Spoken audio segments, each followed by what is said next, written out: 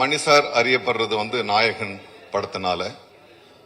அது வெற்றிகரமான படம் என்பதை விட ஒரு கல்ட் பிலிமா இருந்துச்சு. இன்னைய வரைக்கும் இருக்கிற new generation of directors they wanted to match Nayakan என்ற மாதிரி ஒரு ஒரு ஒரு தர நிலையை வந்து கொண்டு வந்து வச்சது நாயகன் என்ற படம். போட்டின்றது அவங்களுக்கு வந்து வேற ஒரு டைரக்டர் கிடையாது, அவங்களுக்கு போட்டி அவங்களே. ஏன்னா இவங்க 3 பேரும் சேர்ந்து ஒரு பெரிய ஹை ஸ்டாண்டர்ட் அவங்க ஏற்கனவே நிரூபிச்சுட்டாங்க. அதை விட பெருசா இருக்கணும்ன்றதுக்காக இந்த படத்தை வந்து அவங்க பண்ணியிருக்காங்க. இந்த படத்துல நாங்க எல்லாருமே பாராபட்சம் இல்லாமல் நாங்க எல்லா நடிகர்களும், முக்கியமாக நடிகர்கள், தொழில்நுட்ப கலைஞர்களும் நாங்க மீட் பண்ணலாம்.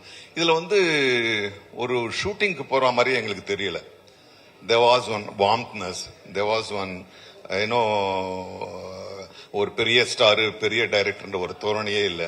அப்பதான் வந்து எல்லாருமா சேர்ந்து ஒரு ஒரு ஒரு ஒரு எந்த ஒரு மேல் ஏற்றம் தாழ்வு இல்லாமல் நாங்க ஒர்க் பண்ணோம். அது சின்ன நடிகராக இருக்கட்டும், பெரிய நடிகராக இருக்கட்டும், அசோகா இருக்கட்டும், பக்ஸா இருக்கட்டும்.